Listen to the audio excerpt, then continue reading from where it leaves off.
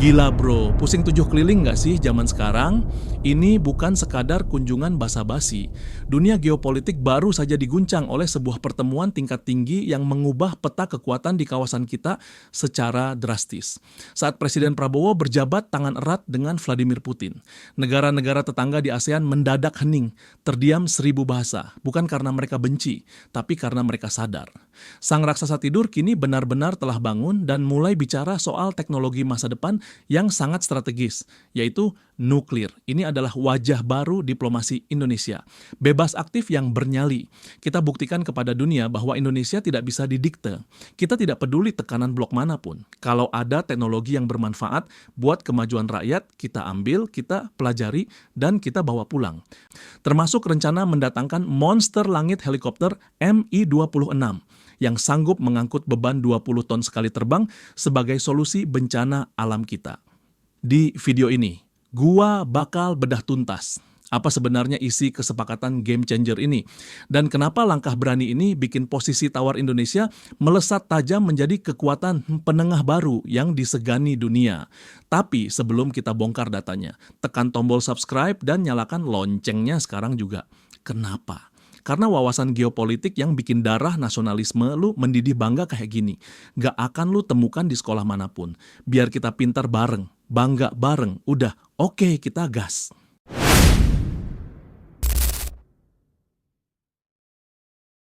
Bagian 1, dari raksasa tidur menjadi raksasa teknologi saat kita berani main di liga utama. Oke bro, mari kita luruskan posisi duduk dulu, siapkan kopi lu. Karena kita akan masuk ke dalam pembahasan yang sangat seksi, pembahasan yang menyangkut harga diri, kedaulatan, dan masa depan energi bangsa kita tercinta. Selama puluhan tahun, dunia sering melabeli Indonesia dengan sebutan The Sleeping Giant atau raksasa tidur. Julukan itu terdengar keren, tapi kalau dipikir-pikir, itu ada nada meremehkannya.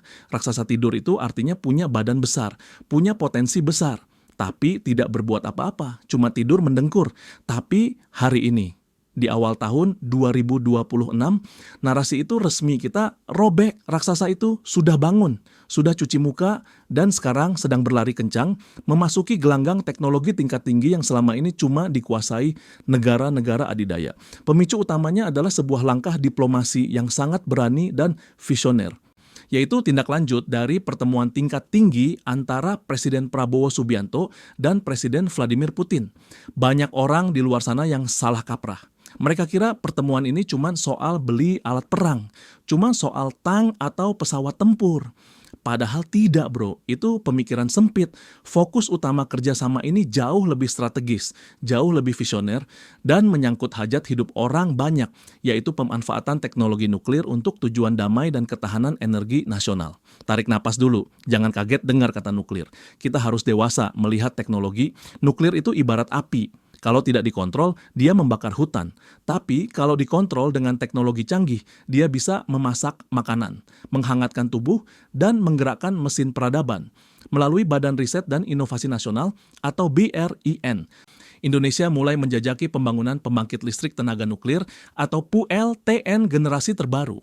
Kenapa ini penting?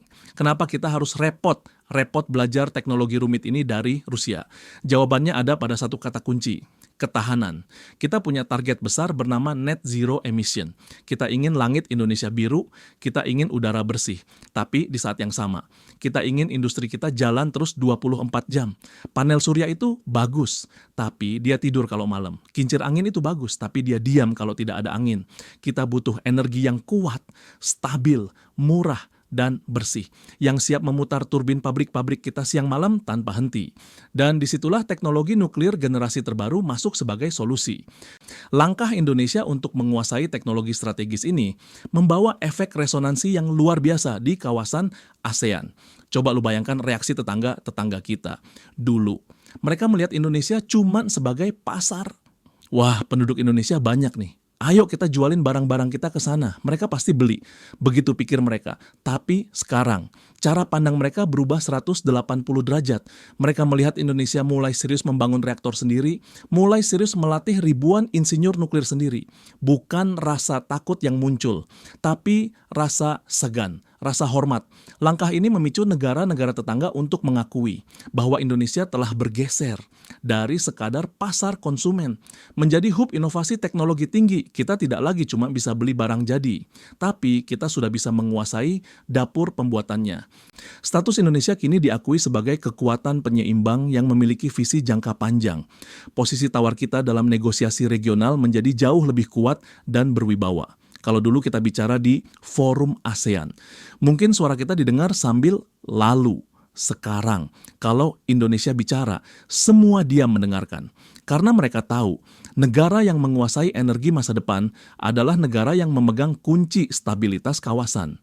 Gua mau kasih lu sebuah analogi atau perumpamaan yang sangat membumi, biar lu paham betapa signifikannya perubahan status ini. Bayangkan sebuah kampung besar selama ini. Ada satu keluarga bernama keluarga Pak Indo. Keluarga ini dikenal ramah, anaknya banyak, tanahnya luas. Tapi Pak Indo ini kerjanya cuma beli barang dari tetangga. Kalau butuh listrik, dia beli genset dari tetangga. Kalau butuh alat tani, dia beli dari tetangga. Tetangga-tetangga suka sama Pak Indo karena dia pembeli yang royal.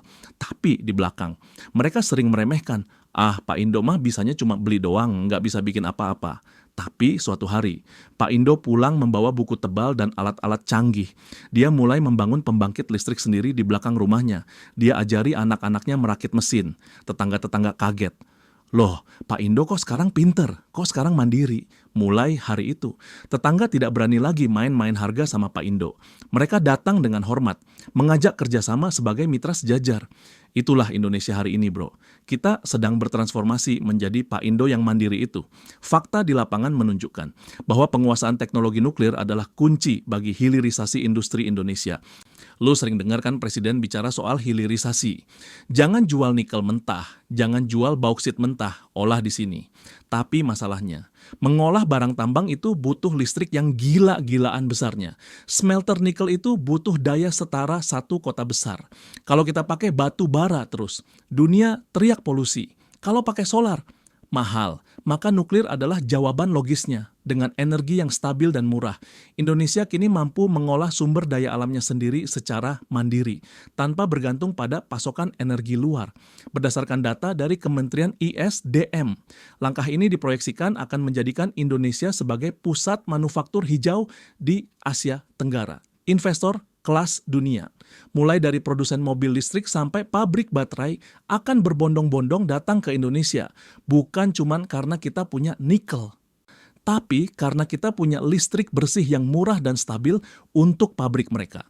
Mereka mencari stabilitas energi jangka panjang, dan Indonesia menyediakannya.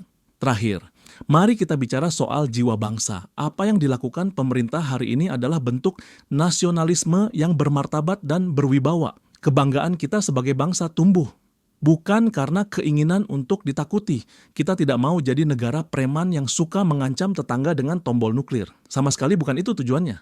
Kebanggaan kita tumbuh karena keberanian untuk melompat melampaui keterbatasan. Selama ini ada mitos yang bilang, orang Indonesia nggak bakalan bisa pegang teknologi tinggi. Nanti meledak, nanti korupsi. Itu mitos yang ditanamkan penjajah supaya kita minder terus. Presiden Prabowo lewat diplomasi ini ingin membuktikan bahwa mitos itu salah besar. Anak-anak bangsa kita pintar-pintar. Di BRIN, di universitas kita. Banyak otak-otak jenius yang siap, asal diberi kesempatan dan alat yang tepat. Indonesia membuktikan bahwa diplomasi bebas aktif di bawah kepemimpinan saat ini mampu membuka pintu-pintu teknologi yang selama ini tertutup rapat. Kita tetap bangsa yang sopan, kita tetap senyum sama tetangga. Namun kini dunia tahu, di balik senyum sopan itu, ada kapasitas otak yang cerdas, ada kemampuan teknik yang mumpuni. Indonesia adalah bangsa yang memiliki kapasitas untuk menjadi pemain utama dalam menentukan masa depan teknologi dan energi dunia. Kita bukan lagi penonton di pinggir lapangan yang cuma bisa tepuk tangan melihat kemajuan negara lain. Kita adalah pemain inti, dan kostum yang kita pakai bertuliskan Indonesia. Namun bro, menjadi pemain inti tentu butuh keberanian mental. Keputusan untuk bekerja sama dengan Rusia di tengah situasi geopolitik dunia yang panas. Tentu bukan keputusan yang mudah. Ada risiko ditekan Barat, Ada risiko di embargo, tapi kenapa Indonesia berani ambil risiko itu? Apa yang membuat doktrin bebas aktif kita kali ini beda dari yang sebelumnya? Dan bagaimana sikap netral bernyali ini justru menyelamatkan kepentingan perut rakyat kita? Di poin kedua nanti, gua bakal bedah filosofi bebas aktif 2.0 ini. Lu bakal lihat bedanya netral yang cari aman dengan netral yang pejuang. Siap-siap buat wawasan diplomasi yang bakal bikin lu makin cinta sama keberanian negeri ini. Tetap ditarik tuas. Kita kupas sampai akarnya. Oke, kita gas. Bagian 2, bebas aktif 2 titik and all. Bukan netral pengecut, tapi netral pemberani. Oke bro, tarik napas panjang lagi, seruput kopi lu biar makin fokus. Di poin pertama tadi, kita sudah bahas langkah konkret Indonesia main mata dengan teknologi nuklir Rusia. Langkah yang bikin banyak pihak di kawasan ini terbelalak kaget. Tapi bro, di balik langkah teknis itu, ada sebuah perubahan fundamental yang terjadi di alam bawah sadar bangsa kita. Sebuah perubahan mentalitas yang jauh lebih penting daripada sekadar beli reaktor atau beli pesawat. Kita sedang menyaksikan lahirnya sebuah doktrin baru. Doktrin itu bernama bebas aktif 2.0. Selama ini, kita diajarkan di sekolah bahwa politik luar negeri Indonesia adalah bebas aktif. Bebas artinya tidak memihak blok manapun. Aktif artinya ikut menjaga perdamaian dunia. Teorinya indah, tapi prakteknya di masa lalu. Seringkali bebas aktif itu diartikan sebagai cari aman. Kita sering jadi netral yang pasif, netral yang takut salah langkah, netral yang kalau ada negara besar batuk, kita langsung minum obat padahal kita tidak sakit. Kita sering bersikap sopan, berlebihan karena takut menyinggung perasaan negara adidaya. Tapi hari ini, di tahun 2026, di bawah kepemimpinan Presiden Prabowo Subianto, definisi itu telah bertransformasi total. Doktrin ini bukan lagi sekadar posisi netral yang pasif, melainkan sebuah strategi yang sifatnya proaktif dan kreatif. Apa maksudnya? Maksudnya begini bro, Indonesia hari ini tidak memilih blok. Kita tidak pro barat, kita tidak pro timur, dan kita tidak pro selatan. Tapi Indonesia memilih untuk bekerja sama. Kita berteman dengan siapa saja. Selama kerjasama itu memberikan keuntungan nyata bagi perut rakyat Indonesia dan kemandirian nasional. Ini adalah pergeseran dari safety first atau utamakan selamat, menjadi national interest first atau utamakan kepentingan nasional. Gue mau kasih lu sebuah analogi pasar yang sangat membumi, biar lu paham bedanya mental lama dan mental baru. Bayangkan lu adalah seorang kepala keluarga yang sedang belanja di pasar besar dunia. Di pasar itu ada banyak pedagang raksasa. Ada pedagang dari barat yang jual pesawat canggih. Ada pedagang dari timur yang jual teknologi energi murah. Ada pedagang dari utara yang jual mesin industri. Mentalitas lama adalah, kalau lu beli pesawat dari pedagang barat, lu merasa tidak enak hati kalau beli mesin dari pedagang timur. Takut pedagang barat marah. Akhirnya lu cuma belanja di satu toko saja, padahal harganya mahal dan barangnya belum tentu cocok. Nah, mentalitas bebas aktif 2.0 adalah mentalitas pembeli cerdas yang berdaulat. Lu datang ke pasar dengan kepala tegak. Lu bilang ke pedagang barat, "Hei tuan, pesawat lu bagus, gua beli buat jaga rumah gua." Lalu lu jalan ke pedagang timur. Lu bilang, "Hei tuan, teknologi energi lu efisien, gua beli buat menerangi desa gua." Ketika pedagang barat protes, "Lo kok lu beli di sana juga?" Lu jawab dengan santai dan berwibawa. "Maaf tuan, keluarga saya butuh keduanya. Saya belanja pakai uang saya sendiri. Jadi terserah saya mau beli apa dan di mana. Yang penting anak istri saya sejahtera." Itulah Indonesia hari ini bro. Fakta di lapangan hingga awal tahun 2026 menunjukkan keberanian ini. Kita melakukan diversifikasi mitra strategis secara gila-gilaan tapi terukur. Langkah Indonesia menjalin kerja sama teknologi strategis dengan Rusia di bidang energi nuklir dan kedirgantaraan adalah bukti nyata. Di saat yang sama, kita juga memperkuat kerja sama industri pertahanan dengan Prancis, dengan Amerika, dengan Korea Selatan. Kita lakukan semua itu secara transparan, tidak ada yang ditutup-tutupi. Kita bilang ke dunia, "Hei, kami butuh makan, kami butuh listrik, kami butuh keamanan. Siapa yang punya solusi terbaik? Sini duduk bareng kami." Langkah ini membuktikan bahwa Indonesia adalah negara berdaulat. Kita tidak dapat didikte oleh sanksi sepihak. Kita tidak mempan ditekan-tekan kalau ada negara yang mengancam. "Awas ya kalau lu temenan sama dia, nanti gua sanksi." Indonesia hari ini menjawab, "Silakan saja. Tapi ingat, Kami pasar terbesar di Asia Tenggara. Kalau lu, sanksi kami. Lu juga yang rugi kehilangan pasar kami. Mentalitas ini mahal harganya bro. Ini yang disebut decisive leadership, kepemimpinan yang menentukan. Data dari Kementerian Pertahanan dan Kementerian Luar Negeri Republik Indonesia menunjukkan bahwa Indonesia kini bertindak sebagai kekuatan penyeimbang yang aktif. Kebijakan kita didasarkan pada kebutuhan real jika suatu negara memiliki teknologi yang krusial bagi ketahanan pangan kita. Misalnya teknologi gandum atau pupuk. Kita akan kejar sampai ke ujung dunia. Jika ada negara punya teknologi ketahanan energi, kita akan jemput bola. Kita melakukan ini dengan profesionalisme tinggi. Ini membuktikan bahwa mentalitas kita telah berubah drastis. Maaf cakap ya bro. Dulu mungkin kita sering disebut punya mentalitas tempe. Tempe itu makanan enak, sehat, asli Indonesia. Gua suka tempe, lu suka tempe. Tapi istilah mental tempe dulu sering dipakai untuk menggambarkan sifat yang lembek, mudah diinjak, mudah hancur, dan tidak punya pendirian. Inferiority complex, tapi hari ini mentalitas itu sudah kita ganti. Kita ganti menjadi mentalitas baja atau mentalitas pemenang. Kita tetap sopan, kita tetap ramah. Orang Indonesia terkenal murah senyum. Tapi di balik senyum itu ada prinsip yang keras sekeras batu karang. Gua mau ajak lu merenung pakai sebuah kisah ilustrasi keluarga yang sangat emosional dan menyentuh hati. Biar lu bisa merasakan getaran bernyali ini. Bayangkan seorang bapak bernama Pak Dirman. Dia tinggal di sebuah kampung yang warganya suka berkelahi. Ada geng A dan geng B yang selalu ribut. Pak Dirman ini orangnya sederhana, tapi dia punya tanggung jawab menghidupi istri dan anak-anaknya yang masih kecil. Suatu hari, anak Pak Dirman sakit parah, butuh obat yang langka. Obat itu ternyata cuma dijual oleh ketua geng B sementara itu. Ketua geng A mengancam Pak Dirman, Man, awas ya kalau lu beli obat di tempat si B. Kita musuhan. Kalau Pak Dirman bermental pengecut, dia akan takut sama geng A.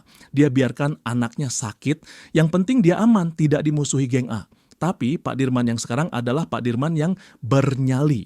Dia berdiri tegak, dia temui ketua geng A. Dan dia bicara baik-baik tapi tegas, maaf Pak Ketua, saya hormat sama Bapak, tapi nyawa anak saya lebih penting daripada permusuhan kalian. Saya akan tetap beli obat itu demi keluarga saya. Kalau Bapak marah, silakan. Tapi saya tidak akan biarkan anak saya menderita cuman karena ego Bapak. Lalu Pak Dirman pergi membeli obat itu, menyelamatkan anaknya. Dan apa yang terjadi?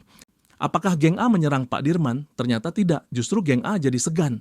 Gila, Pak Dirman ini ternyata punya prinsip. Dia laki-laki sejati yang sayang keluarga. Akhirnya, geng A dan geng B sama-sama menghormati Pak Dirman.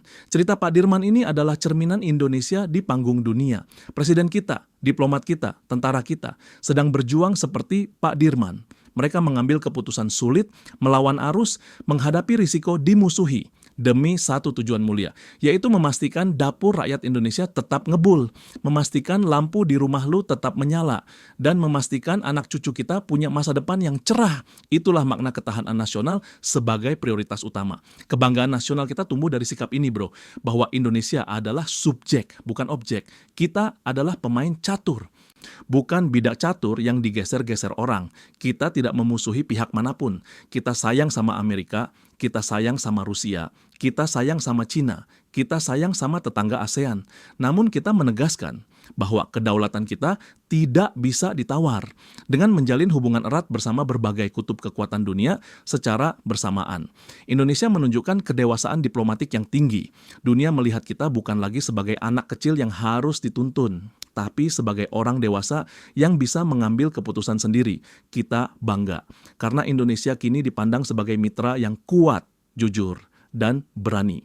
Berani mengambil jalan sunyi, berani mengambil jalan terjal, demi menjaga martabat serta masa depan bangsa di abad 21 ini. Nah bro, setelah kita punya nyali, setelah kita berani mengambil teknologi dari siapa saja, timbul pertanyaan selanjutnya yang lebih teknis dan krusial.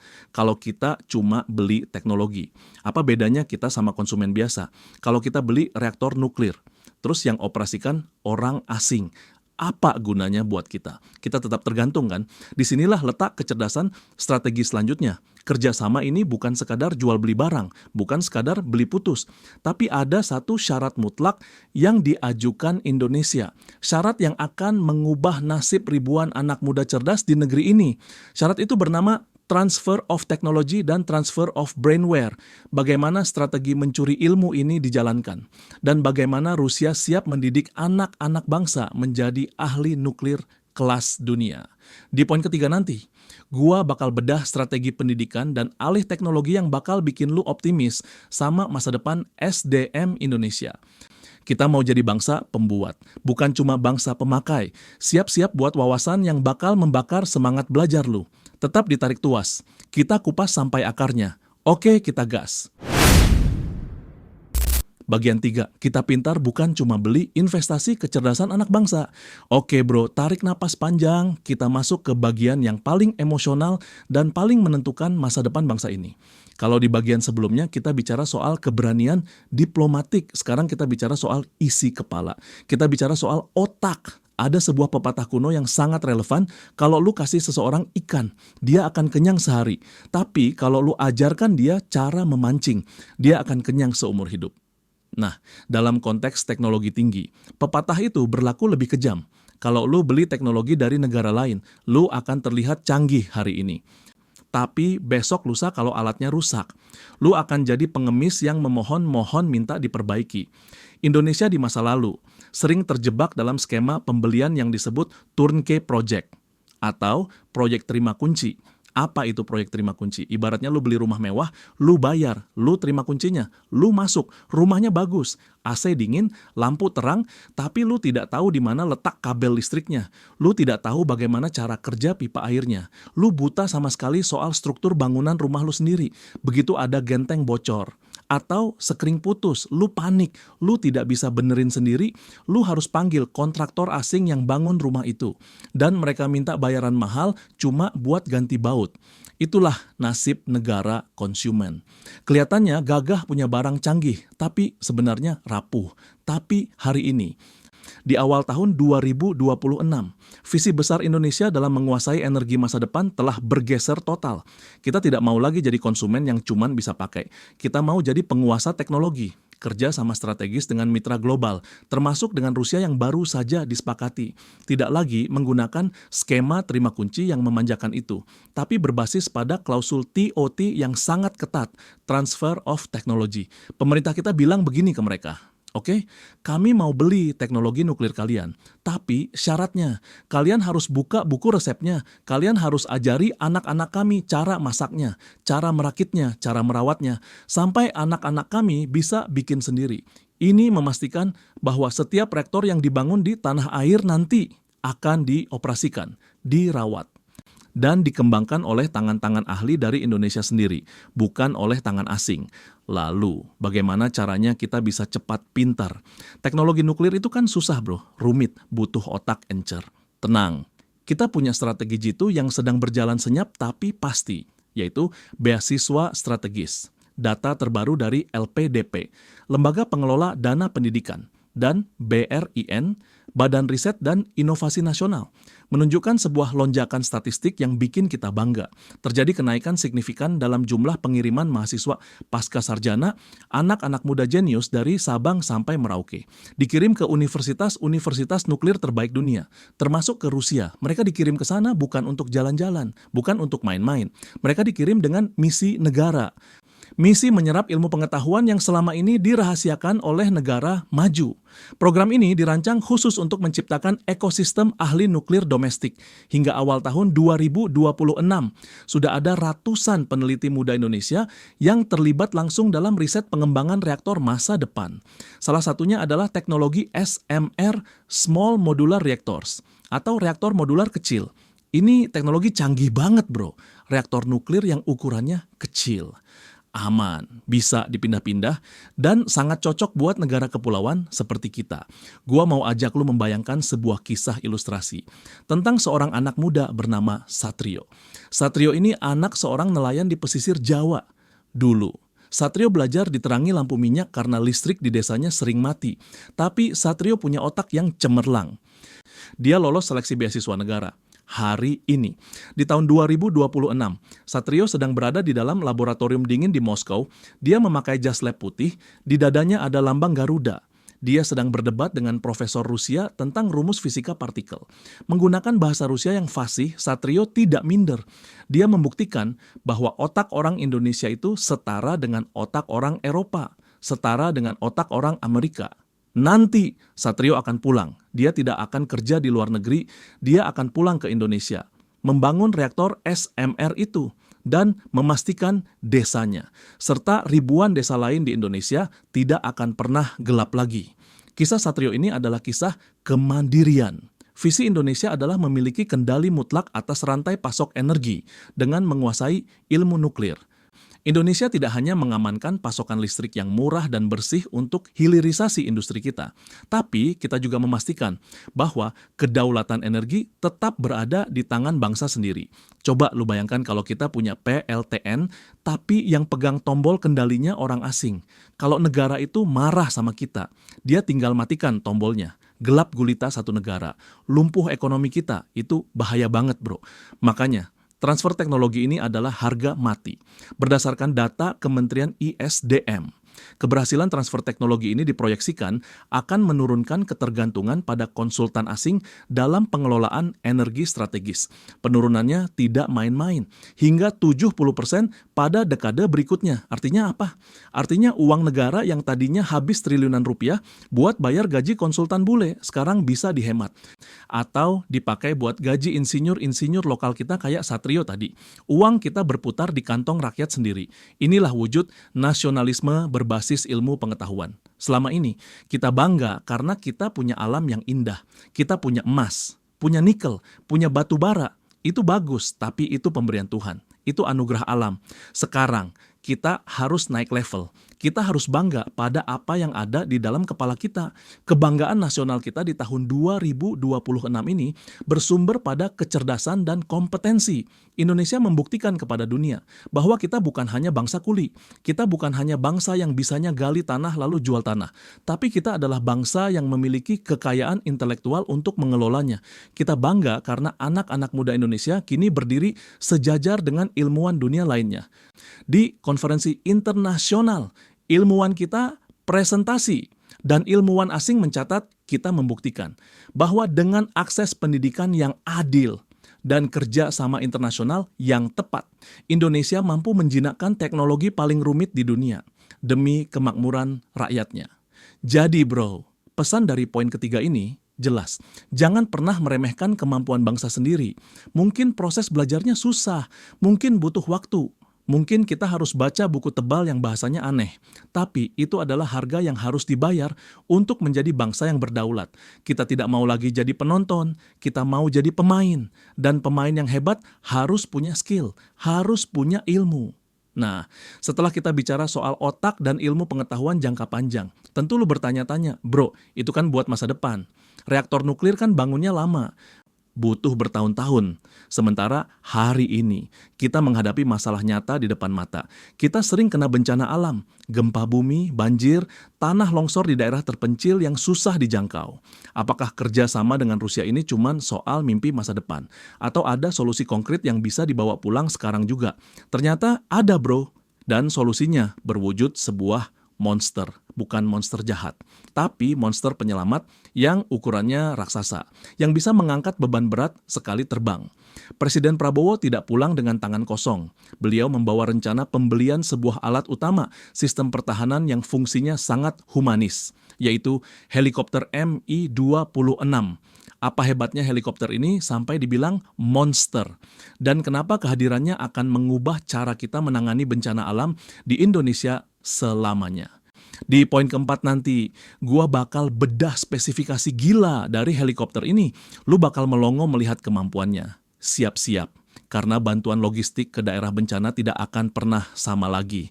Tetap ditarik tuas, kita kupas sampai akarnya. Oke, kita gas.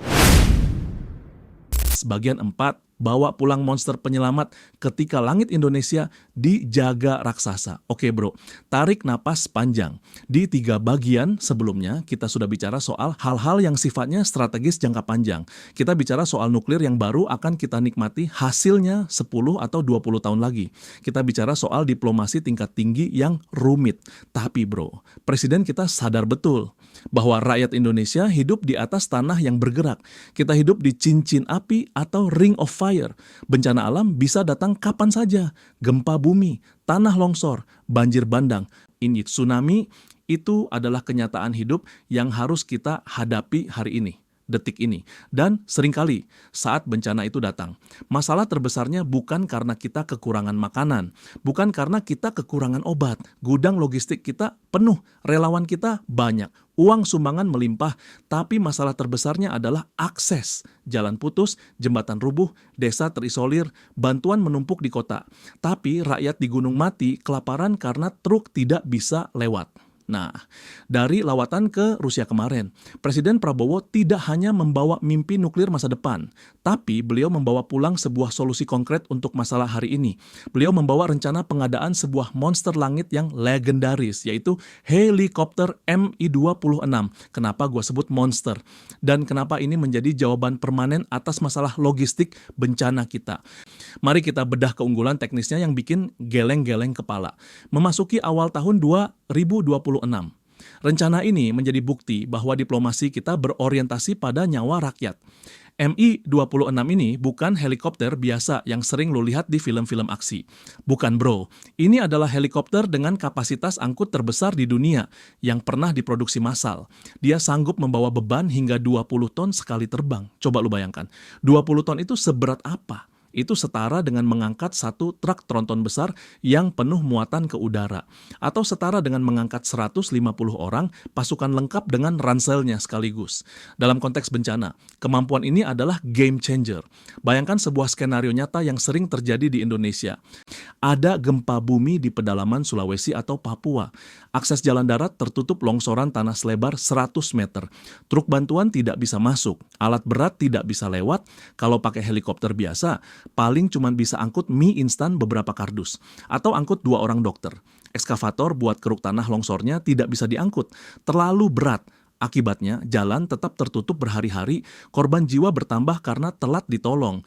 Tapi dengan Mi-26, ceritanya akan beda total. Helikopter ini bisa datang. Lalu dengan santainya dia mengangkat sebuah ekskavator ukuran penuh. Dia terbang melintasi gunung dan menurunkan alat berat itu tepat di titik longsor. Dalam hitungan jam, jalan terbuka. Truk logistik bisa masuk, ribuan nyawa terselamatkan, atau bayangkan jembatan putus diterjang banjir bandang.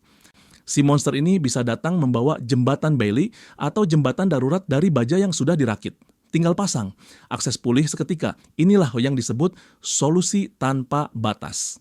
Data dari BNPB, Badan Nasional Penanggulangan Bencana, selalu menunjukkan pola yang sama. Kendala utama kita di daerah terpencil adalah mobilisasi alat berat. Kehadiran Mi-26 dalam jajaran armada nasional menjadi solusi permanen.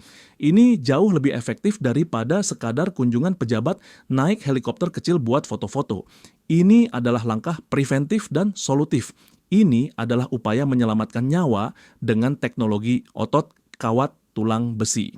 Gua mau ajak lu masuk ke sebuah kisah ilustrasi yang emosional, biar lu bisa merasakan betapa berharganya mesin ini bagi rakyat kecil. Bayangkan seorang bapak bernama Pak Ujang. Dia tinggal di sebuah desa di lereng bukit yang baru saja kena longsor parah. Rumah Pak Ujang hancur. Istrinya terluka tertimpa reruntuhan. Jalan desa putus total. Listrik mati karena tiang gardu roboh. Sudah 3 hari Pak Ujang menunggu bantuan. Tapi tidak ada yang datang. Helikopter kecil cuman lewat di atas, menjatuhkan mie instan. Tapi tidak bisa mendarat karena tidak ada lapangan. Pak Ujang putus asa. Dia butuh dokter. Dia butuh genset besar untuk nyalakan listrik puskesmas. Tiba-tiba, di hari keempat, terdengar suara gemuruh yang sangat keras dari langit, angin kencang bertiup, daun-daun berterbangan. Pak Ujang melihat ke atas, ada bayangan raksasa menutupi matahari. Sebuah helikopter super besar perlahan turun, dan yang bikin Pak Ujang menangis haru. Di bawah perut helikopter itu, tergantung sebuah genset raksasa sebesar kontainer. Dan sebuah ambulans lapangan. Helikopter itu menurunkan muatannya dengan presisi. Dalam 1 jam, Listrik di desa Pak Ujang menyala. Istrinya bisa dioperasi darurat di dalam tenda medis yang lengkap. Pak Ujang selamat, desanya selamat. Itulah wujud kehadiran negara, bro. Negara hadir bukan dengan pidato, tapi dengan alat yang tepat di saat yang kritis. Keunggulan selanjutnya adalah soal efisiensi logistik di medan tersulit. Indonesia adalah negara kepulauan dengan pegunungan yang menantang. Berdasarkan analisis strategis dari Kementerian Pertahanan Republik Indonesia, kepemilikan Mi-26 menempatkan Indonesia sebagai negara dengan kemampuan respons bencana tercepat di kawasan. Lu harus paham matematika logistiknya. Satu kali terbang Mi-26 dapat menggantikan peran 5 hingga 8 helikopter angkut sedang. Kalau lu pakai helikopter biasa, lu butuh 10 kali bolak-balik buat angkut logistik satu desa. Itu boros bahan bakar, boros waktu, dan pilotnya capek dengan si monster ini. Sekali angkut, selesai. Lebih hemat aftur, lebih cepat sampai. Dan risiko kecelakaan karena frekuensi penerbangan bisa dikurangi. Jadi, kalau ada yang nyinyir, ngapain sih beli helikopter Rusia, boros bensin? Lu jawab, justru itu hemat, bro. Karena sekali jalan, dia bawa beban setara 8 helikopter lu. Terakhir, mari kita bicara soal filosofi kebangsaan di balik pembelian ini. Apa yang dilakukan pemerintah adalah bentuk nasionalisme yang mengutamakan keselamatan rakyat. Kebanggaan nasional kita tumbuh dari komitmen pemimpin yang membawa pulang solusi nyata dari pergaulan internasional. Langkah Presiden Prabowo menunjukkan bahwa setiap kerja sama luar negeri, entah itu dengan Amerika, dengan Cina, atau dengan Rusia, semuanya diarahkan untuk satu tujuan, yaitu memperkuat ketahanan nasional. Kita tidak beli helikopter ini buat gagah-gagahan perang. Kita tidak beli ini buat invasi negara orang. Kita beli ini untuk menjadi payung bagi rakyat kita sendiri saat hujan badai datang. Kita bangga, karena Indonesia kini memiliki otot logistik yang kuat. Kita ingin memastikan bahwa tidak ada satupun warga di pelosok negeri, mau di puncak Gunung Papua, mau di pulau terluar Natuna, tidak ada yang merasa sendirian saat menghadapi bencana. Mereka tahu bahwa negara punya tangan raksasa yang siap menjemput dan menolong mereka kapan saja. Kita membangun kekuatan bukan untuk pamer, melainkan untuk melayani dan melindungi segenap bangsa Indonesia dan seluruh tumpah darah Indonesia. Seperti amanat Undang-Undang Dasar kita. Jadi bro, pesan dari poin keempat ini sangat dalam. Teknologi itu netral, nuklir itu netral, helikopter itu netral. Yang membuatnya bernilai adalah niat di balik penggunaannya. Dan niat Indonesia jelas, teknologi untuk kemanusiaan, teknologi untuk kehidupan.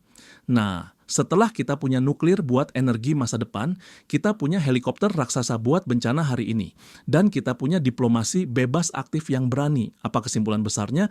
Di mana posisi Indonesia sekarang di mata dunia? Apakah kita masih negara berkembang biasa? Atau kita sudah naik kasta? Di poin kelima nanti, gua bakal rangkum semua ini menjadi sebuah gambaran besar tentang status baru Indonesia sebagai kekuatan menengah baru. Lu bakal merinding melihat betapa tingginya posisi tawar kita sekarang. Siap-siap buat penutup yang bakal bikin lu bangga jadi warga negara Indonesia. Tetap ditarik tuas, kita kupas sampai akarnya. Oke, kita gas. Bagian 5, Indonesia Middle Power baru saat Garuda terbang di atas 2 samudera. Oke bro, kita sudah sampai di penghujung pembahasan yang sangat daging ini. Dari awal kita sudah membedah langkah-langkah catur yang dimainkan Indonesia. Mulai dari diplomasi nuklir dengan Rusia, keberanian bersikap netral yang aktif, sampai rencana mendatangkan helikopter raksasa untuk misi kemanusiaan. Sekarang, gua mau ajak lu untuk zoom out. Kita lihat peta besar dunia dari ketinggian. Apa sebenarnya makna dari semua kepingan puzzle yang kita bahas tadi? Jawabannya adalah sebuah status baru, sebuah gelar baru yang disematkan dunia kepada negara kita tercinta. Indonesia bukan lagi negara pinggiran.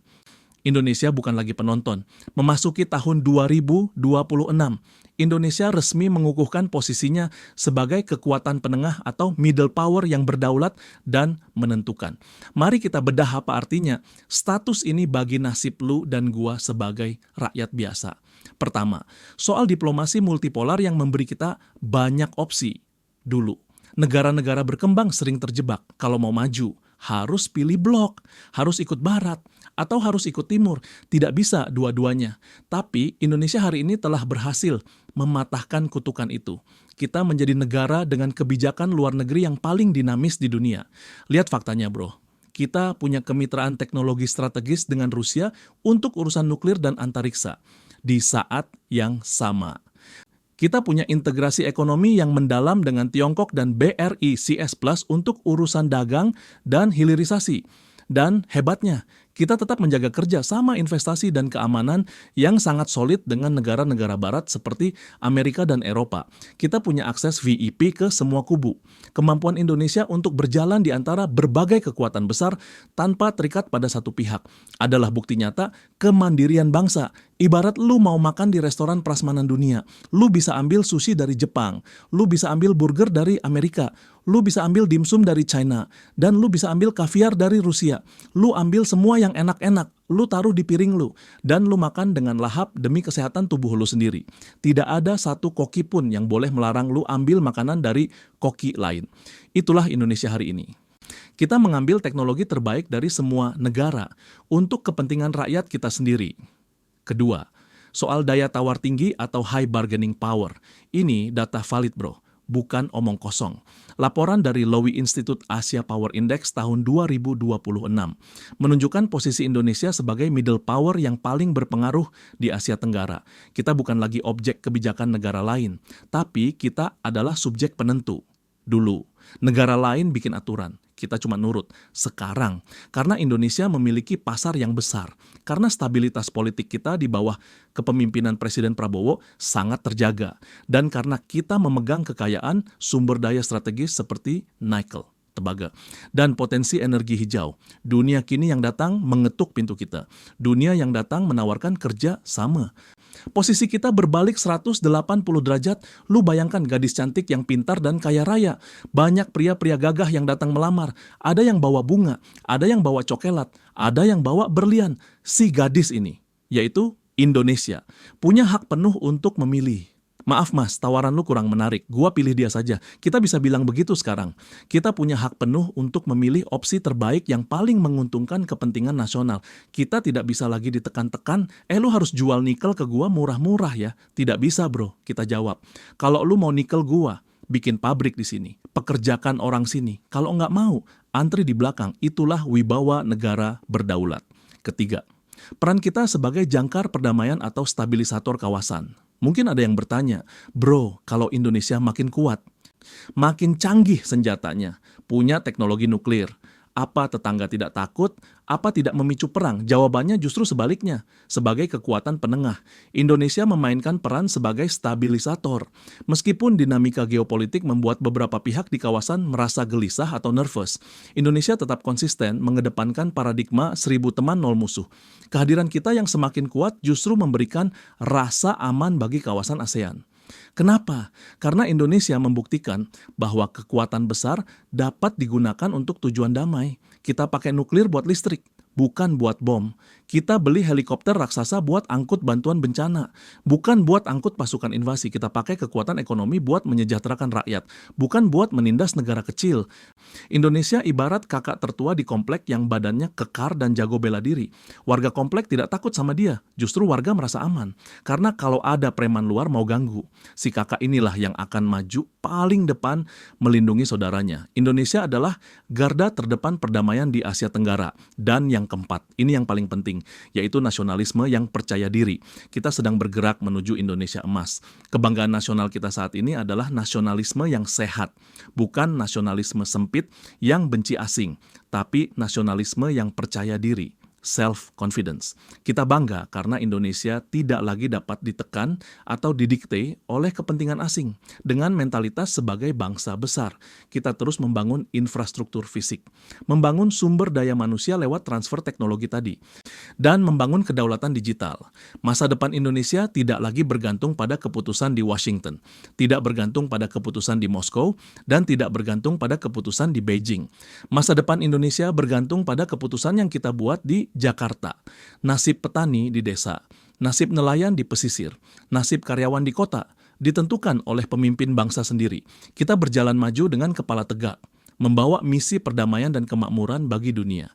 Jadi bro, kalau besok lusa lu dengar berita Indonesia kerjasama sama negara manapun, jangan buru-buru nyinyir. Jangan buru-buru takut.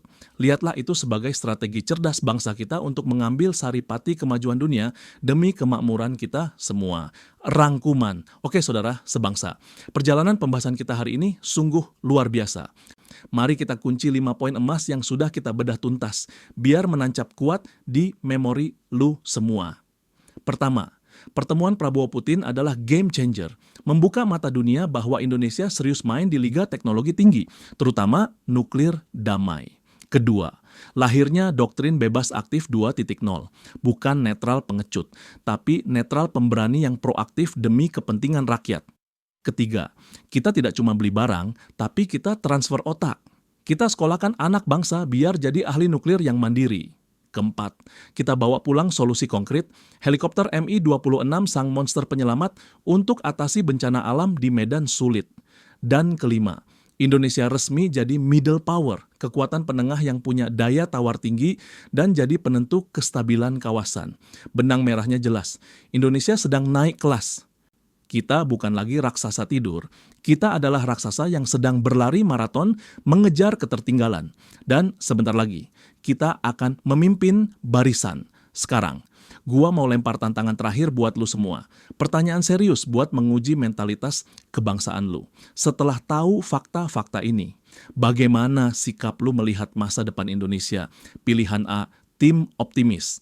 Lu percaya strategi pemerintah sudah benar. Kita harus berani ambil teknologi dari mana saja demi kemajuan. Dan lu siap dukung penuh. Atau pilihan B, tim skeptis. Lu masih ragu dan merasa kita harusnya main aman saja. Jangan neko-neko deketin negara adidaya lain. Mana pilihan lu? Tim optimis atau tim skeptis? Tulis jawaban lu dengan lantang di kolom komentar di bawah. Sertakan alasan lu yang paling logis dan cerdas. Gue pengen lihat kolom komentar ini penuh dengan diskusi anak bangsa yang berkelas, bukan debat kusir.